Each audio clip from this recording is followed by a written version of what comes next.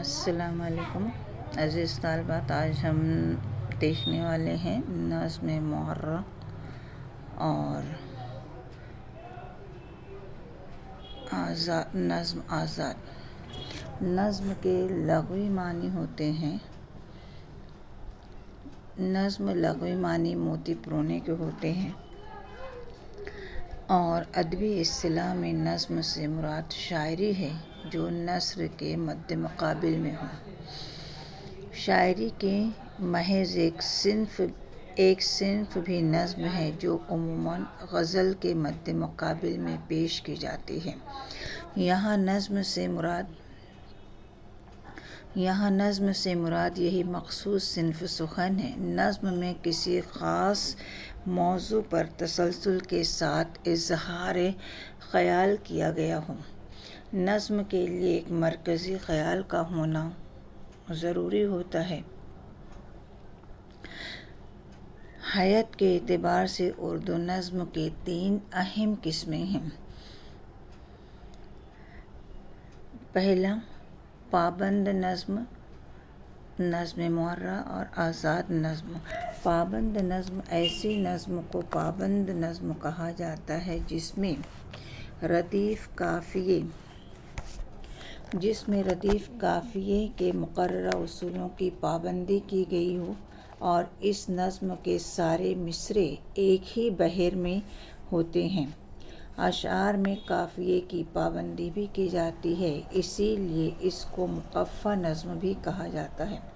بعض اوقات اس میں ردیف قافیے کی پابندی بھی کی جاتی ہے۔ اقبال کی ساری شاعری جو ہے اسی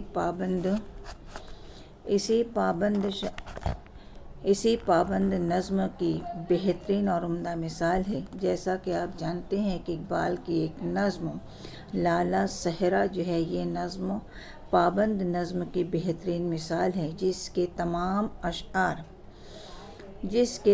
اشعار میں وزن قافیہ ملتا ہے۔ ذیل میں اس نظم کے چند اشعار دیے جا رہے ہیں تاکہ اندازہ ہو کہ پابند نظم کسے کہتے ہیں۔ یہاں پر اقبال کی نظم لالہ صحرا جس نظم کے تمام اشعار وزن اور قافیہ ملتا ہے، یہ غمت مینائی، یہ عالم تنہائی، مجھ کو ڈراتی اس دشت کی بینائی، بھٹکا ہوا راہی میں بھٹکا ہوا راہی، تو منزل ہے کہاں تیری اے لالہ صحرائی، خالی ہے کلیموں سے یہ کوہ کمزور، نہ تو شعلہ سینائی میں شعلہ سینائی، تو شاخ سے کیوں پھوٹا میں شاخ سے کیوں ٹوٹا، ایک جذبہ پیدائی ایک لذت یکتائی۔ اسی طریقے سے نظم کی دوسری قسم جو ہے نظم معرہ، ایسی نظم جس میں بحر کی پابندی کی ہو لیکن قافیے کی پابندی نہ ہو، اس کو معرہ نظم کہا جاتا ہے۔ اس کے سارے مصرعے ایک ہی بحر میں مقررہ اصولوں کے تحت ہوتے ہیں۔ چونکہ اس نظم میں قافیے کی پابندی نہیں ہوتی، اسی لیے اسے معرہ نظم یعنی بلینک ورسز یعنی غیر مقفع نظم کہا جاتا ہے۔ یہ نظم وزن کے تقاضوں کو تو پورا کرتی ہے، اس کے سارے مصرعے وزن میں برابر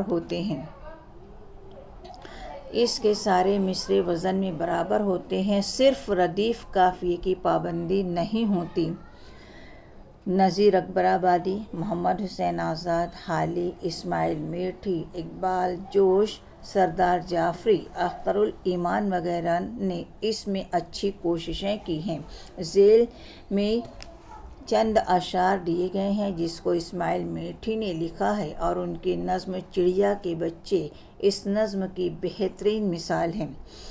دیا ہے 2-3 چھوٹے بچے چڑیا کے گھونسلے میں، چپ چاپ لگ رہے ہیں سینے سے اپنی ماں کے، چڑیا نے चिड़िया ने ममता से फैला के दोनों बाजू अपने परों के अंदर बच्चों को ढक लिया है। इस तरह रोज़मर्रा करती है माँ हिफाजत, सर्दी से और हवा से रखती है गर्म इनको। इसी के साथ नज़्म की तीसरी किस्म जो कहलाती है आज़ाद नज़्म। आज़ाद नज़्म ऐसी नज़्म है जिसमें वज़न, काफ़िया और बहर के रिवायती उसूलों की पाबंदी ना की गई हो, आज़ाद नज़्म कहलाती है। इसके मिसरे छोटे बड़े होते हैं, लेकिन इसमें भी नए उसलूब के तहत एक ख़ास किस्म के शेरी वज़न को बरकरार रखा जाता है। आज़ाद नज़्म के मिसरों में एक ही बहर के अरकान को कम या ज़्यादा इस्तेमाल किया जाता है। किसी मिसरे में एक ही रुकन की 4 मरतबा तकरार होती है तो किसी मिसरे में 2 बार, तो किसी मिसरे में 3 बार तकरार होती है, किसी में 1 बार। इस तरह बहर के रुकन की कम या ज़्यादा तकरार की वजह से नज़्म में रवानी, आहंग और नगमगी पैदा करने की कोशिश की जाती है, लेकिन इसमें वो नगमगी नहीं होती जैसे जो पाबंद नज़्म में होती है, बस किसी हद तक तलाफ़ी होती है। ज़ैल में मखदूम मुहिउद्दीन की आज़ाद नज़्म चांद तारों का बन इसकी बेहतरीन मिसाल है। यहाँ पर ये नज़्म जो है ये पूरी नज़्म जो है ये आज़ाद नज़्म पर मुनहसिर है। उसके चंद मिसरे जो हैं यहाँ पर दिए जाते हैं। मोम की तरह जलते रहे हम शहीदों के तन, रात भर झिलमिलाती रही शम्म सुबह वतन, रात भर जगमगाता रहा चांद तारों का बन, तिश्नगी मगर तिश्नगी में सरसार थे, प्यासी आँखों के खाली कटोरे लिए मुंतज़िर मर्द ज़न थे। अज़ीज़ तालिबात, ये नज़्म की 3 अहम किस्में जो मैंने आपको बताई है। पहली नज़्म जो है वो नज़्म की 3 किस्में में पहली नज़्म जो है पाबंद नज़्म, दूसरी जो है नज़्म मुअर्रा आती है और तीसरी नज़्म जो है नज़्म आज़ाद आती है। यहाँ पर नज़्म में जैसा कि आप जानते हैं कि दौर कदीम में नज़्में अपनी अपनी खुसूसियात या मौज़ूआत के बाइस कुछ ख़ास असनाफ़ के नाम से मौसूम हो गई थी। जैसे कुछ नज़्में जो हैं वो कसीदा, मरसिया, मसनवी, तो कहीं रुबाई, कता वग़ैरह। इनके अलावा कुछ उसलूब के तहत मिसरों और बंदों को तरतीब देकर लिखी गई हैं, जिनको मुसद्दस, तरकीबन और तज़मीन वग़ैरह का नाम दिया गया है। हालांकि ये सब नज़्में हैं, लेकिन इनको उन्हीं नामों से याद किया जाता है जो इनके लिए मुतय्यन कर दिए गए थे। इसी के साथ हम देखते हैं कि नज़्म जो है, नज़्म में सिवाय गज़ल के वो तमाम असनाफ़ सुख़न शामिल हैं जिस पर कलाम मौज़ू होने का इतलाक़ होता है या वो हैत के एतबार से नज़्म नहीं होती। अज़ीज़ तालिबात, यहाँ हम देखते हैं कि उर्दू अदब के जो 2 हिस्से किए गए थे, जिसमें एक हिस्सा जो था नज़्म मुअर्रा और एक हिस्सा शायरी पर और दूसरा नस्र पर था। यहाँ पर नज़्म की किस्में कसीदे, मरसिया, मसनवी वगैरह जैसा कि हमने देखा है कि कुछ उसलूब के तहत लिखे गए, उनके मिसरों अरबन को तरतीब देकर नज़्में लिखी गई और यही वजह है कि उन्हें उन्हीं के नामों से याद किया गया।